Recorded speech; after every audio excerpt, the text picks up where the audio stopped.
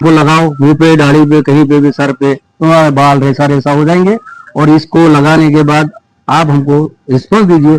500 रुपया कंपनी मेरे पास पैसे नहीं है। अरे हम देंगे आपको 500 रुपया और 100 शैम्पू आपके गाय हुए 500 रुपया आपको मिल जाएगा। मैं मिलेगा यार, चलो लगा दो। ये सब क्या देखना पड़ रहा है। पूरा डालो डालो। आप बता देना।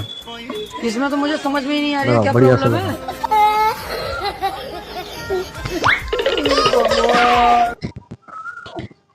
अरे डालो पानी भाई,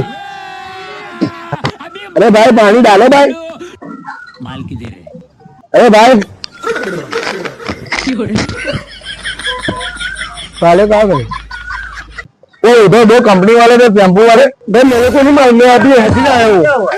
क्या हुआ है तुम्हें? देखा क्या है वो? भाई मेरे को नहीं मालूम ऐसे रहता है वो, मेरे को मालूम है। शैम्पू वाले 500 की लालच देके शैम्पू लगा के चले गए। नहीं मालूम भाई, मैं तो ऐसे